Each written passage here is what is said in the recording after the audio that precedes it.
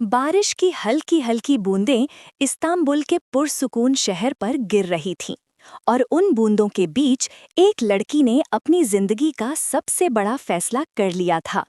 Elin, एक गरीब घर से ताल्लुक रखती लड़की जिसे सिर्फ अपनी इज्जत और ख्वाबों की हिफाजत थी।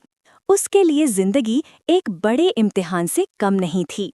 दूसरी तरफ एमिर, एक अमीर टर्किश बिजनेस टाइकून, जिसके पास पैसा था, ताकत थी, मगर दिल वो बिल्कुल तन्हा था। उसकी जिंदगी एक कसर जैसी थी, खूबसूरत लेकिन खाली। एक रात जब एमिर अपनी माँ के इलाज के लिए हॉस्पिटल जा रही थी, उसकी साइकिल स्लिप हो गई और वो बारिश में गिर पड़ी। उस वक्त एक ब्लैक लग्जरी कार उसके पास रुकी। शीशा धीरे से नीचे आया और उसमें से वो आदमी दिखा जिसके कदम जमीन पर पड़ते ही दुनिया चुप हो जाती थी। एमिर। उसने एमिर की तरफ देखा, एक लड़की जो भीगी हुई थी, ठंड से कांप रही थी, लेकिन उसकी आंखों में एक अजीब सा हौसला था। एमिर ने धीरे से कहा, तुम ठीक हो? उसकी आवाज में अजनबी सा सुकून था।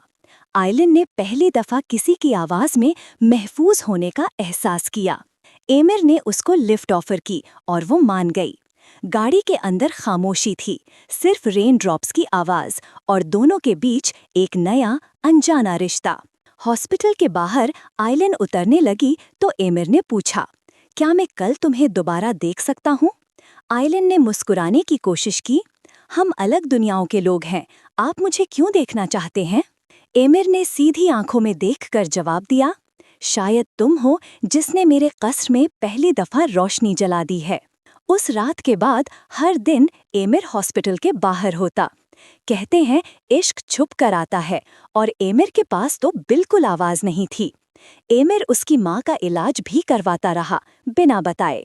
मगर हर टर्किश लव स्टोरी की तरह इन दोनों का रास्ता आसान नहीं था।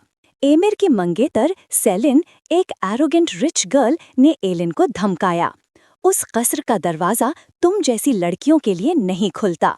आइलिन टूट गई। उसने एमिर से दूरी इख्तियार कर ली और बारिश की एक रात वो इस्तांबुल छोड़कर चली गई। जब एमिर को पता चला, वो पागल हो गया। हर गली, हर शहर ढूंढता रहा, पर आइलिन कहीं नहीं मिली। 3 महीने बाद एक छोटे कोस्टल टाउन के कैफे में आइलिन काम कर रही थी। उसने अपनी जिंदगी फिर से शुरू करने की कोशिश की, मगर एक दिन कैफे का दरवाजा धीरे से खुला।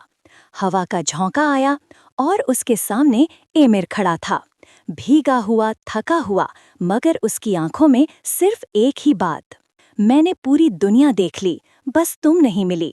आइलिन, वापस आ जाओ। आइलिन की आंखों में आंसू भर आए। उसने धीरे से कहा, मैं कस्र में फिट नहीं होती। एमिर उसका हाथ पकड़कर कहा, कस्र तुम्हारी वजह से कस्र बनेगा। और बारिश के बीच दोनों गले लग गए। इस्तांबुल की वो बूंदें जैसे इनकी कहानी का नया सफ़ा लिख रही थीं। इश्क का कस्र आखिर अपने मालिक और मालिका को मिल ही गया।